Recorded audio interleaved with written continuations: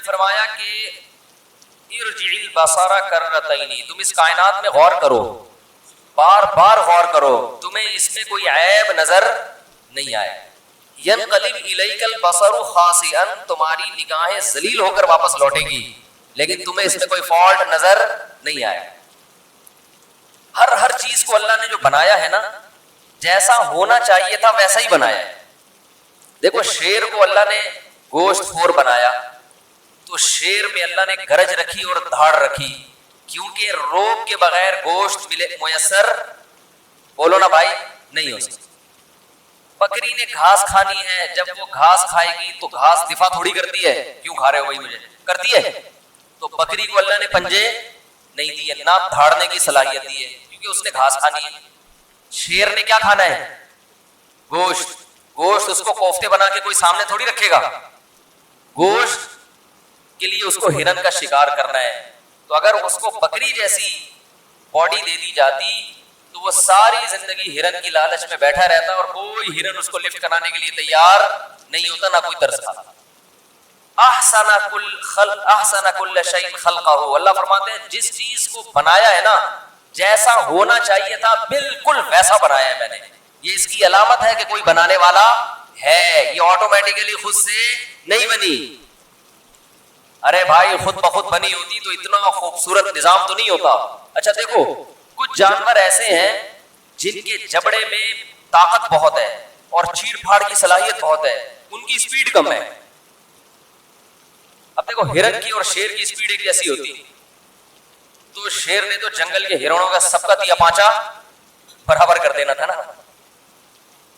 چیتا جو ہے نا اس میں شیر کے جبڑے جیسی طاقت نہیں ہے لیکن سپیڈ شیر سے زیادہ، یعنی ایک فالٹ پیدا کیا تو دوسری کوئی کوالٹی پیدا کر دی. کچھوا، کچھوے کو آپ دیکھ لو، انتہائی سست ترین جانور، چلنے سے پہلے 6 مہینے تو سوچتا ہے، مشورہ کرتا ہے کہ یہاں سے وہاں جاؤں کہ نہیں جاؤں. پھر چلے گا تو تھوڑا سا بھی اسپیڈ بریکر آ گیا نا کہیں رک جائے گا. 8-10 مہینے اس کے لیے کوئی مسئلہ نہیں، پڑا رہے گا، اسپیڈ ہی نہیں بیچارے. میں نے تنزانیہ کے ایک جنگل میں ہم گئے، جزیرے میں، باقاعدہ شپ میں بیٹھ کے، بہت دور جزیرہ ہے، وہ اقوام متحدہ کے یونائٹڈ نیشن کے کنٹرول میں ہے وہ جزیرہ، اس کا نام ذہن سے نکل گیا. جب ہم تنزانیہ گئے نا بیان کے لیے تو وہاں وہ لوگ تھوڑا گھمانے پھرانے لے گئے. یہ جو میں ملکوں میں سفر کرتا ہوں گھومنے کے لیے نہیں کرتا، بیان کے لیے کرتا ہوں. کبھی کبھار ہم ڈاکومنٹری بناتے لوگ کہتے ہیں انجوائے کر رہے ہیں، بیان کے لیے جاتا ہے آدمی تو پھر انجوائے کرنے میں بھی گورنمنٹ کی طرف سے کوئی پابندی نہیں ہے کہ آئے ہیں ایسی تاریخی جگہ دیکھ لیں. تو وہ جو جزیرہ تھا نا اس میں اتنے بڑے بڑے کچھوے، اور یونائٹڈ نیشن کی طرف سے ان کی نگرانی ہو رہی ہے، اور وہ پھر دنیا سے کٹا ہوا جزیرہ، کوئی انسان نہیں وہاں پہ. تو اس میں ان کچھووں کی عمریں، ان کے جو خال ہوتا ہے نا کیپ، اس پہ ان کی ایج لکھی ہوئی ہے، کوئی 300 سال، کوئی 400 سال، کوئی 350 سال، کوئی 250 سال. بہت پہلے سے یعنی جب گوروں کی حکومت تھی وہاں تنزانیہ میں، تو اس وقت سے وہ اس کی حفاظت کر رہے ہیں کہ یہ یعنی اتنے. اور اچھا جو آج پیدا ہوا کچھوا اس کی بھی ڈیٹ آف برتھ لکھ دی کہ اب اس کی بھی ایج کی یعنی یہ شروع ہے. 300-400 سال پرانے کچھوے. تو دیکھو اللہ نے اس کو عمر اتنی لمبی کیوں دی، اس کی سپیڈ بہت سلو ہے. تو اب سارے کام اللہ نے کہا کہ تجھے جلد بازی کی اب ضرورت نہیں ہے کیونکہ تیرے پاس ٹائم بہت ہے جینے کا، اب اس کو جلدی کی ضرورت ہی نہیں. اب کیا ہے کہ جب کوئی جانور شکار، اب دیکھو اتنا سست جانور ہے وہ تو اپنا ڈیفنس کر ہی نہیں سکتا نا. کوئی بھی جانور جب شکار کے لیے اس کی طرف بھاگے گا تو یہ بیچارہ تو بھاگ سکتا ہی نہیں. شیر آئے، چیتا آئے، کوئی بھی آئے وہ تو اس کو مار کے چلا جائے گی، اس کو بھاگنے کا آپشن ہی نہیں ہے. چلنے کا نہیں ہے، بھاگنے کا کہاں سے. تو اللہ میاں نے کیا دیا، اس کا اتنا مضبوط خول، بڑا خول بنا دیا. اللہ نے کہا جیسے ہی کوئی جانور حملہ کرے گا نا تو خول کے نیچے اپنے آپ کو گردن سمیت چھپا لے. اب ہوگا کیا، وہ اتنا مضبوط خول ہے اس پہ بندہ کھڑا ہو جائے کوئی اس پہ اثر ہی نہیں پڑتا.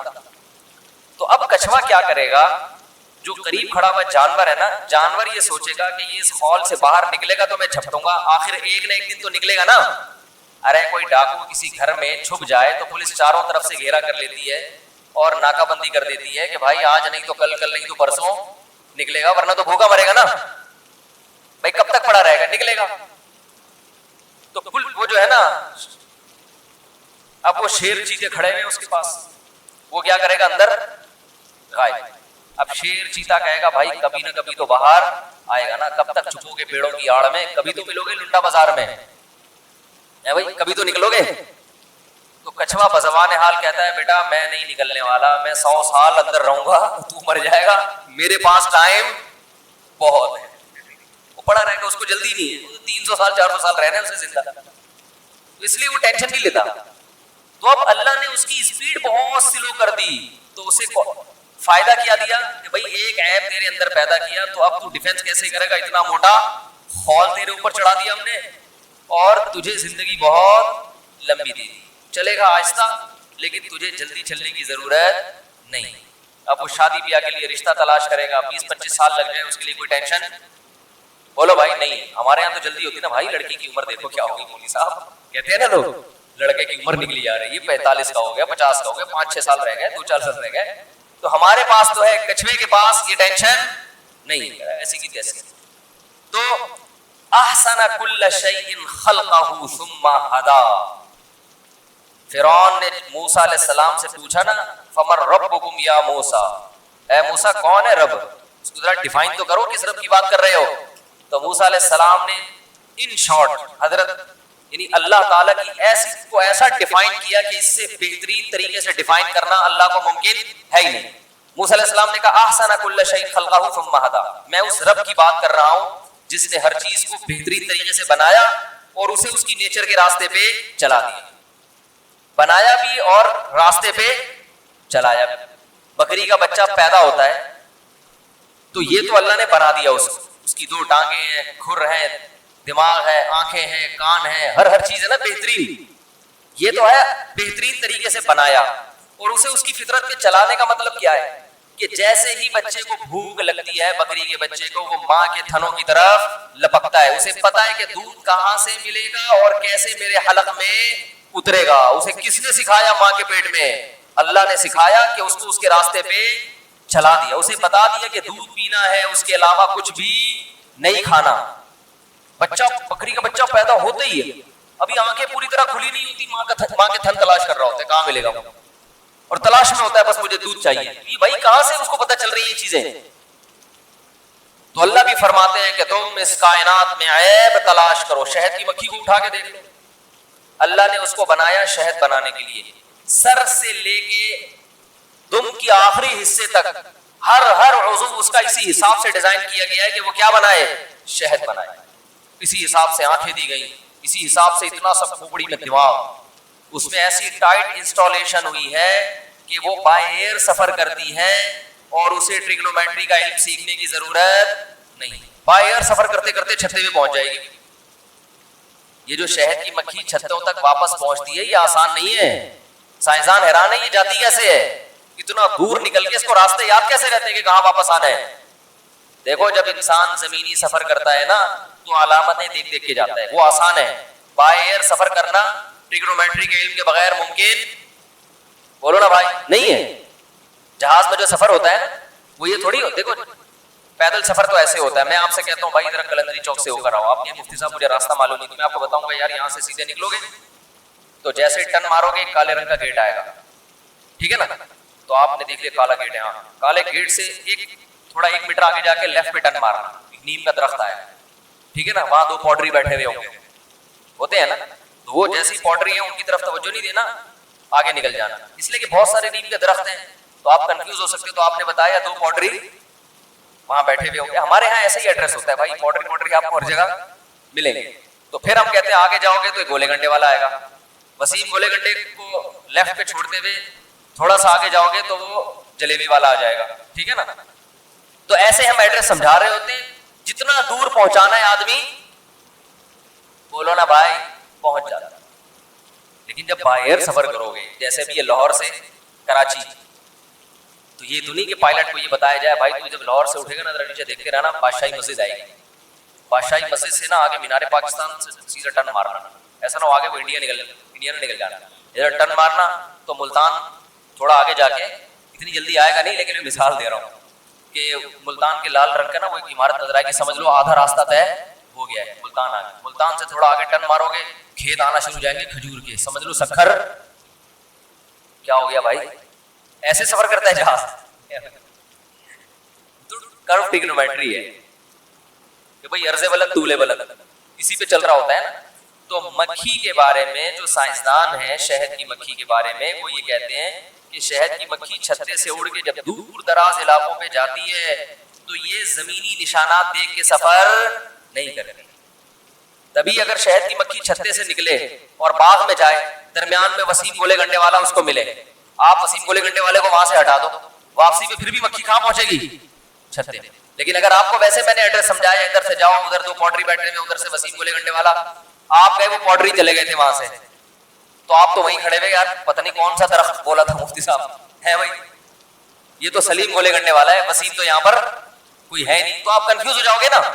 مکھی کنفیوز نہیں ہوتی, جاتے ہوئے وسیم گولے گنڈے والا ہو یا آتے ہوئے سلیم گولے گنڈے والا ہو, مکھی کی صحت پہ اس سے کوئی اثر نہیں پڑتا. اس نے بائیں ایئر سفر کرنا ہے اور سورج کی کرنوں سے اندازہ لگاتی ہے, سائے سے اندازہ لگاتی ہے کہ میں جب نکلی تھی تو یہ سایہ یہاں تھا, واپسی پہ یہ سایہ یہاں ہے. اس سے پتہ نہیں اس کے دماغ میں اللہ نے ایسا کرو ٹریگنومیٹری کی ایکویشنز انسٹال کر دی ہیں کہ اتنا پیچیدہ علم کہ تبھی قرآن کہہ رہا ہے فصل کی سبل ربی کی ذللا, اے مکھی تو شہد کی تو پھلوں کی تلاش میں دور دراز علاقے کی طرف چلی جا, گھبرانا نہیں, واپسی کے لیے تیرے رب نے تیرے راستے تیرے لیے مسخر کر دیے. ذللا کا معنی ان کو ذلیل کا معنی کمتر بنا دیا. تو ان راستوں پہ بیٹھ کے آئے گی, وہ راستے تیرے فرما بردار ہیں, تجھے راستے سے پوچھنا نہیں پڑے گا, راستے تجھے خود بتائیں گے کہ کہاں جانا ہے. تو نے راستوں کو ہم نے تیرا غلام بنا دیا ہے.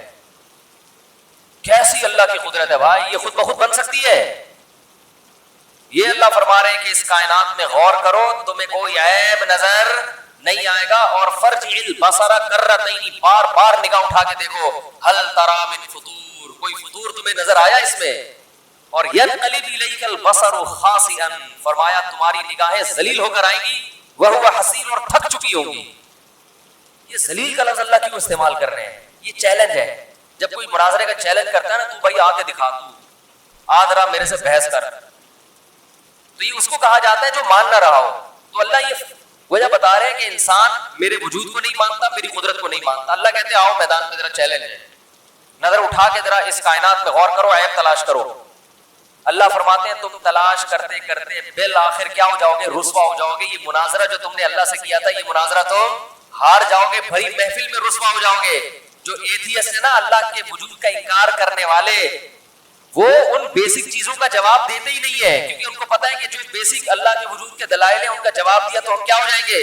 رسوا ہو جائیں گے, ذلیل ہو جائیں گے. میں نے ایک ایتھیسٹ سے پوچھا تھا نا کہ بتا بھائی, ایک کاغذ پہ کسی انسان کی تصویر بنی ہوئی ہو بے جان, 2 آنکھیں, ایک ناک, ایک کان, سر, ہونٹ اور ناک, یہ بے جان ہے نا تصویر بنی ہوئی.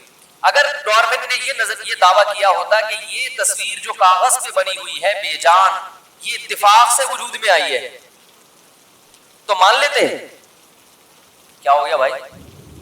مان لیتے ہیں. کہتا کروڑوں سال میں رنگ کے ڈبے یوں مل ملا کے پورا سورج سا تصویر بن گئی. تو اس کا جواب کیا ہے؟ یہاں جتنے اللہ کے منکر ہیں نا, آج کل ملحد بہت پھیل رہے ہیں یوٹیوب پہ, وہ سب چپ ہو جائیں گے, کبھی نہیں کہیں گے کہ ہاں ایسا ہی ہے. وہ پھر فوراً آپ کو بایولوجی کی پیچیدہ باتوں کی طرف لے جائیں گے. ابے تو یہ بتا بھائی یہ بن سکتی ہے؟ وہ کہے گا نہیں بن سکتی بھائی, کروڑوں اربوں سال میں بھی ایسا نہیں ہو سکتا کہ ایک خوبصورت سی بے جان تصویر خود بخود بن جائے. ہم تصویر سے آگے چلتے ہیں, جب تصویر نہیں بن سکتی تو بے جان پتلا بن سکتا ہے, ایک بت. بولو نا بھائی, ایک بت بن گیا خود بخود کروڑوں سال میں نا. وہ ایسے ہوائیں چلی اور ایسے تراش خراش کے, جیسے بامیان کے بڑے بڑے بت تھے نا, ایسا ایک بت مجسمہ بن کے سامنے آ گیا.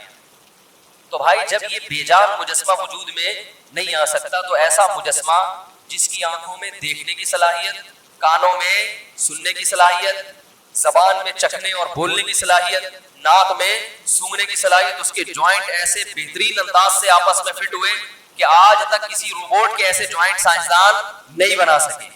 آج تک مصنوعی جوائنٹ ایسے پیدا نہیں ہو سکے. جو اسٹیل کے گھٹنے ملتے ہیں نا, جو بھولے ملتی ہیں, وہ ایسی نہیں ہے جیسی اللہ نے ہماری باڈی میں لگائی ہے, اور ایسے خوبصورت انداز سے ڈیزائن کیا اللہ